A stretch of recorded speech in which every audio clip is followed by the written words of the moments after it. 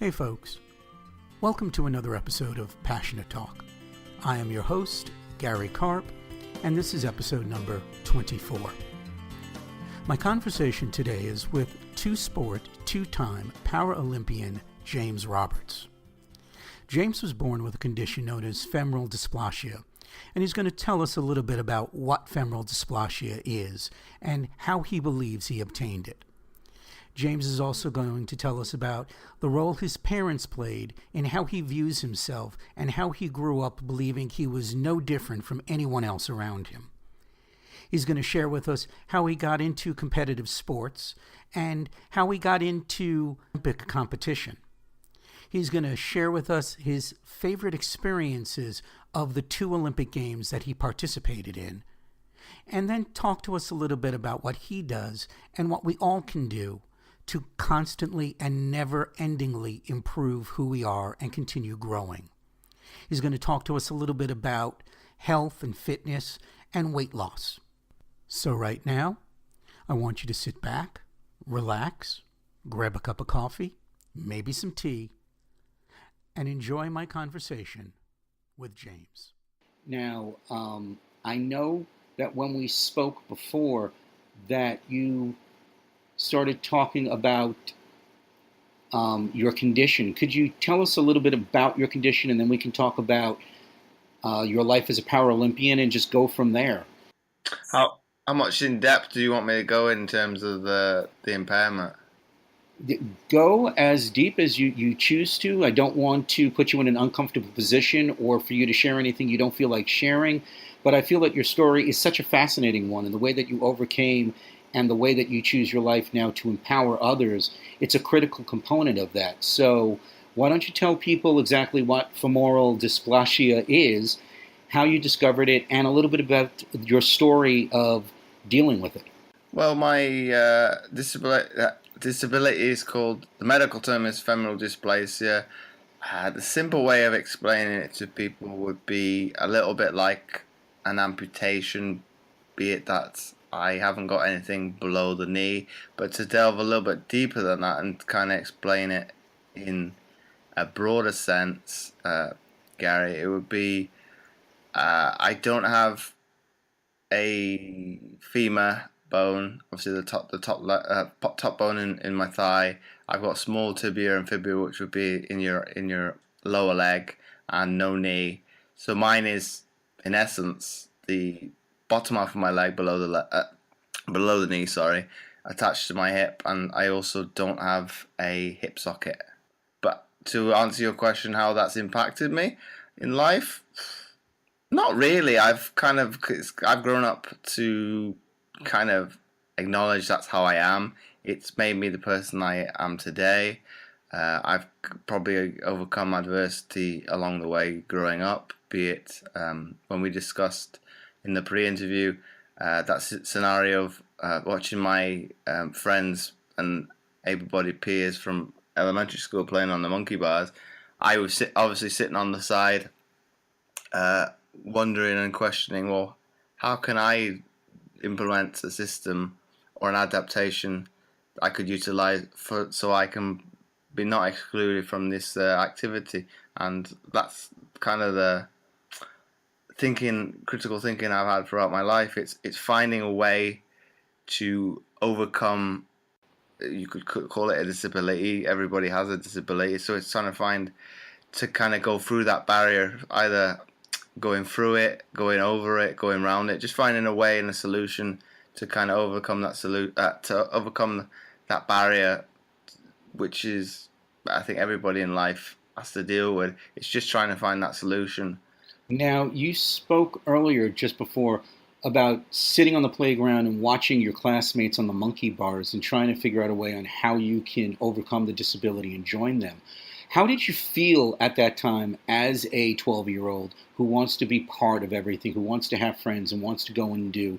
What was that like, sitting on the side and watching all your classmates having the fun on the monkey bars and running around, and knowing because of your disability you had a challenge in doing that? I would have said it was even earlier than 12. I'd have said maybe early elementary. But I don't know. It's quite a difficult question to answer, because it's trying to put yourself in kind of that spirit like essence to see or oversee yourself as how you were as a youngster. I don't know. I would say I would have thought it maybe didn't phase me maybe on that day, but trying to come up with scenarios to overcome that is probably a good way of. I've probably maybe you could harpen it to looking at a positive as opposed to looking at it as a negative being excluded. I'm trying to find a way to adapt that situation so I'm in a positive light and thus being able to but just do it's a mundane task in all essence. And that really is important. The fact that you were able at such a young age, and it continues through your life, to look at things positively, to turn lemons into lemonade, so to speak. That you were able to sit there, look positively, and continue forward. That it's really in the mind that we overcome every challenge, whether it be physical, whether it be financial, whether it be emotional. It's the way we think and feel about those situations. And that's really a great lesson to teach and to share with other people. Now, I know that this condition, you were born with this condition, correct? That's correct. And in the pre-interview, you spoke a little bit about what you thought were the cause of that. Could you share a little bit of those thoughts with us? My father was very much involved with the U.S. Air Force when in Belgium, and at that time it would have been the back end of the Cold War. So he was very much heavily involved with like nuclear arsenal and whatnot. But then also, I was born in '86, and that's about the same time as the Chernobyl disaster. And obviously, there's still the after effects of that stuff in the soil in Western Europe. I think even up until the early 2000s. So without having that factual evidence to support it, yes, you could say those were contributing factors to me getting the disability, but we'll never know. Okay, so because of this and this thought process, are you pro-nuclear, anti-nuclear? Is this something that you just say, it happened and you moved on? How is your feelings about the potential of it coming from New Chernobyl, and how you feel about alternative forms of energy now? Well, you could look at it either way. It's in a bad essence. If we have nuclear warfare, it's the end of the world. So in a probably Yep. looking at it in reality, it's not a good thing. But looking at it from an energy perspective, it is it's cleaner than coal, so to speak. Okay, it takes a little bit long. It takes thousands of years to get rid of it. But looking on maybe the technologies we brought forward now, be it solar power, wind, and tidal, maybe we should utilize the Earth in that essence because you might as well use it because it's there most of the time anyway, as opposed to looking at using something that in those occasions, Chernobyl being one of them, the one in Japan more recently, Fukushima. it's the risks maybe don't outweigh the benefits. Okay, and I would tend to agree with you on that.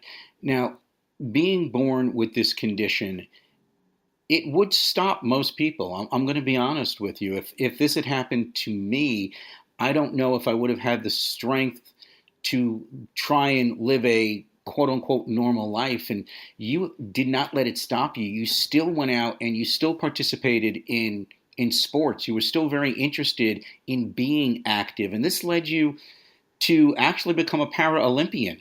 Could you tell us a little bit about the journey of how that happened, how you got interested in sports, the sports that you took? I know we spoke a little bit about you getting or performing karate at a young early age, and how that manifested to you getting that, and I'm going to call it a swim scholarship. I know it exactly isn't, and how it led you to represent the UK in the Paralympics.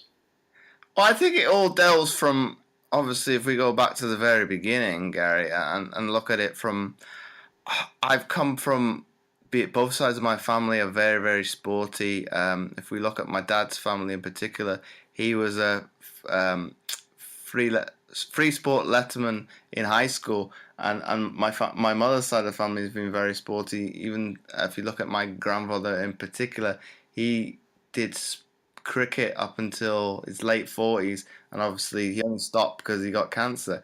But I think that's probably one instance to why I would like to be sporty. It's in, you could say, in the genes. The other element, obviously, I grew up in a military environment, so health and fitness is very prominent in that lifestyle, and kind of it just became second nature.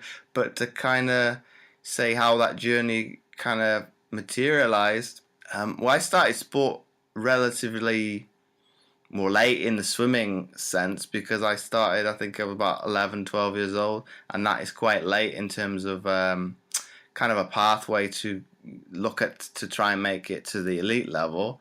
But when I was told that by a coach, I think I was about 16, that you started late, it's like, okay, I'm going to try and prove a point that it is possible. So I think if somebody puts a barrier up in front of me, especially back then, it's like, okay, I'm going to do everything in my power to prove that what you believe to be true, you can't generalize to everybody. I'm going to be one of those diamonds in the rough, so to speak, to be one of the ones that aren't a statistic, and kind of push forward. But to kind of go to your next point in terms of how did I see myself in terms of going towards the Paralympics, I think early on in life, I think even most young kids, be it boys and girls, some do have that aspiration to be a professional athlete in whatever capacity that might be and what sport it is. I was no different. And I think maybe when I got older into my teens, I thought, well, what I wanted to do was obviously play basketball or play soccer. Whereas with my disability, I kind of came to the realization that that's probably not possible due to the nature of that disability. But when swimming kind of progressed and kind of went on it's the journey, be it that coach, I think about 15 or 16, said to me, have you thought about doing disability sport? It kind of opened the doors, but I was probably not very receptive to the comment at that age, because you're thinking, well, I've always been involved in able-bodied sport. Why would I want to do disability sport? But then on reflection now, it's probably, you could say, I was challenged on authority because I didn't agree with it. I maybe had, I looked down on Paralympic sport to some extent because it's not in the realms of the media all the time. So would you say that it sounds like to me that you didn't consider yourself disabled, that you looked at yourself, regardless of the condition, that you were just like everyone else? You can climb the monkey bars, and yes, you may not have been playing soccer, but there was no reason that you had to go into disability sports, that you were able to do anything else that anyone else able-bodied could do. I think you could probably go even further than that, Gary, because I think maybe that identity, you don't see other disabled kids in and around the streets. It's probably, that's maybe a little bit of a generalization, because be it going to limb centers, I'm going to see disabled people. But I think because I was treated no differently, be it in that circle of friends, I would think, I would hope that I did see myself as, well, I do have a disability, but I'm gonna try my utmost to give something a shot, and if I can adapt it to me, I'm gonna do it. But then if it's not feasible, I've at least given it a shot. Now, the one thing that I'm hearing coming through quite clearly in everything that you said so far, that you didn't consider yourself to be any lesser than an able-bodied person, and that if somebody tells you you couldn't do something, you were going to work your utmost to prove that person wrong. Those beliefs had to come from somewhere, and I could believe, or I would say that they may have come from your parents. So what role did your your parents, your mother and your father, play in shaping your ideals on and beliefs on what you were able to do, and that belief that you tell me I can't do it, and I'm going to do it simply because you tell me I can't? Um, it's not an easy question to answer, but I think it is a I'm sorry. it's I think it's a work ethic to a certain extent because of if, I think maybe if we relate it to say the millennials and now, they are very much, I would say, and I won't generalize to say it's everybody, they're more reluctant to give up more easily, whereas I was probably instilled with that value from probably, well, further generations back. You are going to work your ass off, so to speak. Would that come from the military background and the fact that your father was in the U.S. military? And I believe in the pre-interview you said your mother was also attached to NATO in some capacity. Oh, well, I think your parents always want you to do better than they've done anyway. So I think it's that maybe that's the push you get. So to some extent, they want you to maybe have more than they had done when they were children. Um, I think it's maybe come down to me. I don't want the disability to be. You could say my identity. When you say James, you think of disability. It's you want it to be regarded as, or I don't know. It's a difficult one in terms of you couldn't say that was solely my identity. Now I've got multiple facets to me, and that what makes up me. But I think to answer your question, Gary, in terms of a youngster, I would rather be looked at what my ability brings as opposed to say looking at it as a disability. If you get what I mean. Oh, yes. I think identity is really important. The shortest sentence in the English language, and what I believe is the most powerful sentence in the English language, is I am. Simply because whatever we place after it, we are declaring to the universe and to the world that this is who we are choosing to be. And it's important that we don't get defined by our challenges. We don't get defined by our disabilities. You, as you said, are much more than just a disabled person. You have a successful business now, and even then before, you were more identified, or you wanted to be more identified as an athlete than a disabled athlete. And that's a great lesson for any of our listeners to take, that you are more than what your challenges are. You are more than what somebody says you are. You can really be the person you choose to be and identify with that. Now, you're actually a three, I believe, and correct me if I'm wrong, a three-sport para-Olympian, because you have been a para-Olympian in swimming and rowing and in volleyball, correct? Well, it's actually compete within the say the Paralympic movement. That would be correct, but in terms of actually competing at the Paralympic Games themselves, it would only be two. And which two would those be? I competed in the Paralympics in rowing and in volleyball. Okay, so take us back to any of the games, and I know that you were in the last two or three Paralympic Games. I think they were, oh God, I can't remember what cities they were in at this moment. But take us back to one of those games and your favorite moment in one of those games. It could have been in the competition or outside the competition. What was one of your favorite memories of those games? Well, favorite probably would be the first Paralympics going to out to Beijing and China because it's you have that assumption of probably the Chinese culture that they are very, or be the word I want to use, very introverted in the way they don't want to be. They've still got that essence of communism. Sorry, in terms of it's this is how we're going to do it. It's quite weird in terms of.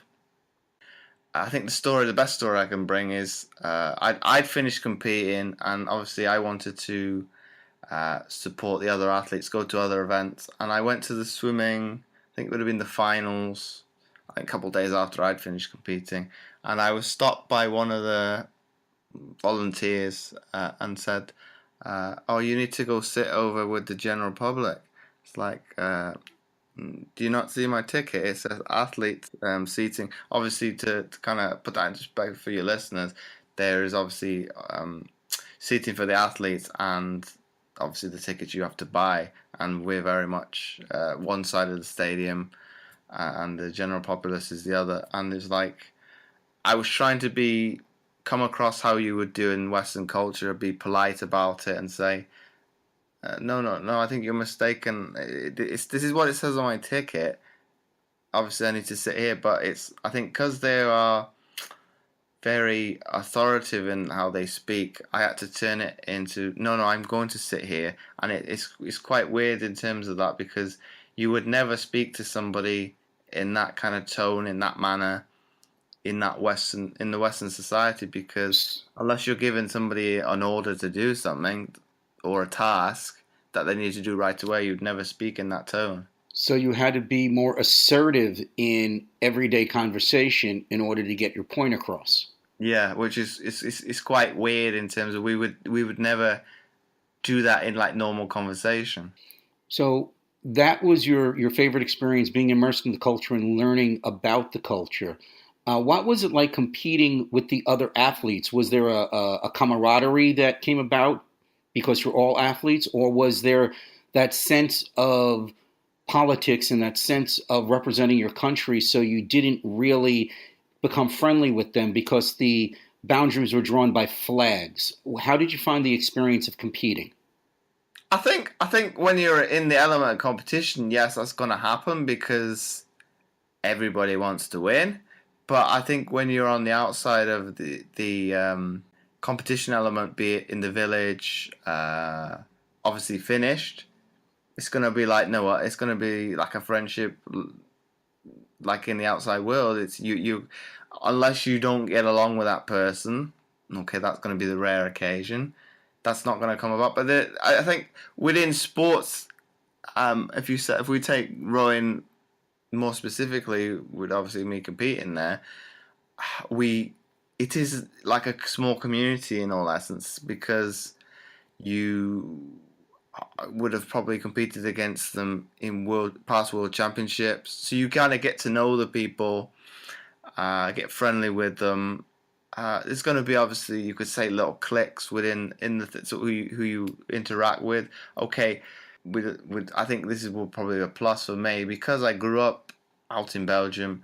I learnt French to a fluent level, so I could speak to, and I would do to the French team, and obviously not I had no problem speaking to them, well, technically, which is their own language, and it wouldn't bother me in the slightest. So I think it brought out, you could say, maybe a little more empathy towards me because I have no problem speaking to somebody in their own language if I have to. It doesn't bother me. And to kind of answer your question, Gary, I think maybe the only animosity would come about is when you're in that bubble of competitiveness, which is understandable. On the outside of it, you're gonna get along. It's everybody's in a similar circumstance. Be it they've had to overcome a disability, be it they've acquired it or they've had it since birth. So you're all in a similar boat.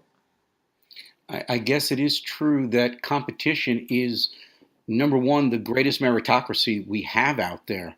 And also, it really strips away all the differences because even though everyone wants to win and everybody wants to win out of personal pride and out of pride and patriotism, you really see each other just as athletes, I guess, that when you're in the pool, you understand the hard work that went into getting you there. So there's a level of respect and everything falls away and you just become human and athletes and you could look at each other as human and athletes and differences just go away. I would agree with that sentiment. Now, we've talked a little bit about the pinnacle of your journeys, being at the Beijing Games and being at the games after Beijing. Again, I cannot remember where they were. Let's go back and talk about how that journey started and how you got into competitive swimming. Oh, to go back to that, it would be, I think, after the karate, as we spoke about, my mum wanted to find a sport that I would be on an equal footing, so to speak, with my able-bodied peers, and that seemed to be the more logical choice out there in terms of what sports I could do, and that was kind of the early essences of where it began. Obviously, my earliest coach and mother would speak about, well, how can we utilize James's, we'll term it, disability to his advantage. So I started swimming the butterfly stroke, which is technically the most difficult of them all, probably within that league structure earlier than most would have done. And it was obviously difficult at first, but it was utilizing my upper body as a strength, as opposed with most of the disciplines within swimming would be heavily predominant on your legs. So you learned really from that experience how to turn your disability into a positive, to use it to your benefit. I would say so. Well, it's probably not me per se. It was probably adults looking at, well, okay, let's see where you can utilize it. And I think as I developed more as a preteen and became a teenager, I was going to use that to a paramount to be able to use that as a strength. Because if I look back at pictures now, between me as a teenager and now, I was a lot broader shoulder wise than I am now. But you could probably say I was probably heavier than I needed to be. The muscle wasn't as functional as it could have been. I won't say it should have been, but because that's maybe looking at it maybe totally negative way, but that's probably my experience now going into fitness, and I've learnt through my 10-year career as an athlete. You're going to look to be as functional as possible. You're not going to be stocky if you don't need to be. So I think it was obviously that's early development as an adult. That's only natural that's going to happen. So the lessons that you learned in that pool on how to overcome and turn that negative into a positive, whether you learned it yourself or whether those lessons were put upon you by your coach and by your mother, and they just by osmosis became part of you, how do you think that has affected the rest of your life and the direction it's taken and what you're doing today? I think it's the steps. It's put the steps in place to set me up to maybe not always look at the negatives within people. It's listening to what they've got to say, and picking on, but they might not see it as a positive or a strength, but listening to, I think we are only as a society we're easily able to find the weaknesses, and this is probably a generalization at times, as opposed to looking at our strengths. For me, sometimes it's the opposite. I have no problem finding my strengths. It's finding and nitpicking the weaknesses as how can you improve them, because I've probably, in that essence, I have looked at improving the strengths, and we touched upon this in the pre-interview. In a sporting sense, you try and mask your weaknesses the best you can so they're not used against you. So it's at times for me it's difficult, but I think to probably put this across as a point, I think I utilize the two as a tool to be able to probably pick through what people are saying and say, well, you're telling me all the weaknesses. Well, tell me, kind of dig deeper and say, well, why that may be, and you might actually find a positive in that, and kind of make people reflect on things in a different light. Be it, I can't think of an example to hand, but not always looking in that negative light, because at times, especially in mental health, if you start digging yourself a hole, it's only going to get bigger. It's trying to look at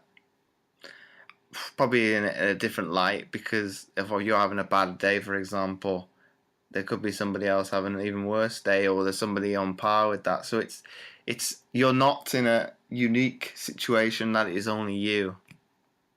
And I think that what you said earlier is so important, that you never stop learning, you never stop improving, and you really need to look at how you can turn those negatives into positives and use them to your benefit.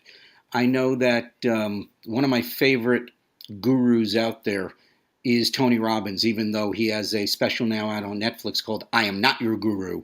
I still consider him a guru and a mentor. And one of the things I learned from him a long time ago was the concept of CANI, constant and never-ending improvement.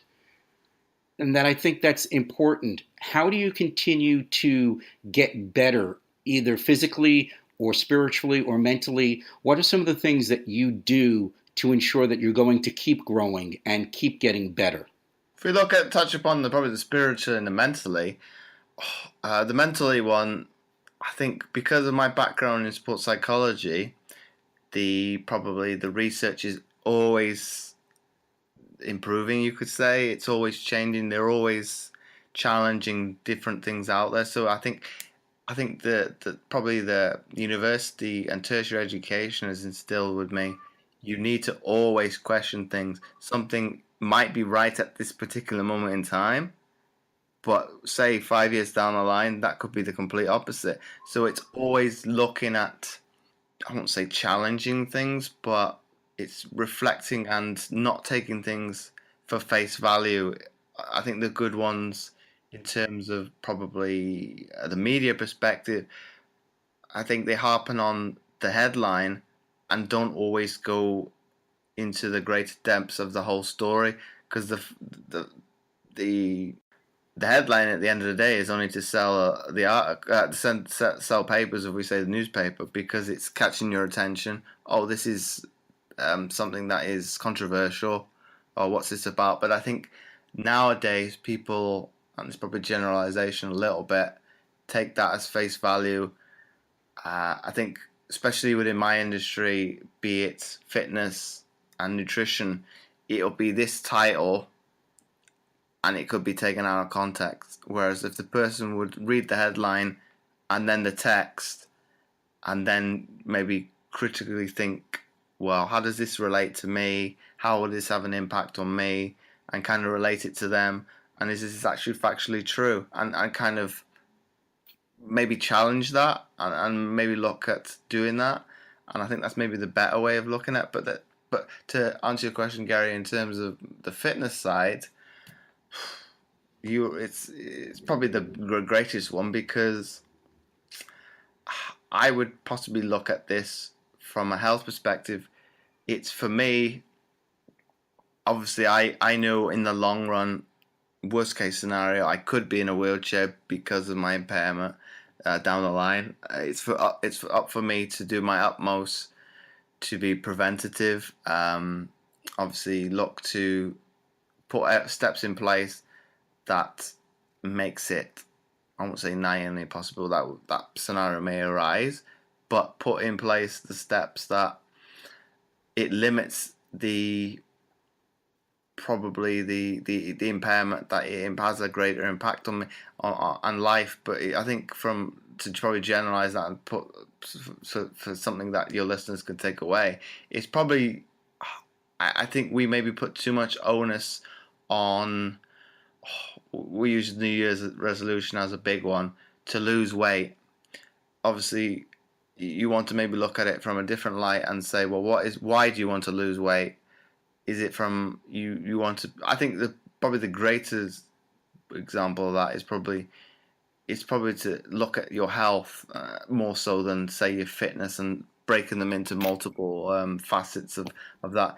You want to probably have as best of life as you can, and be able to do the things that you enjoy, as opposed to, I need to go to the gym in January to lose weight.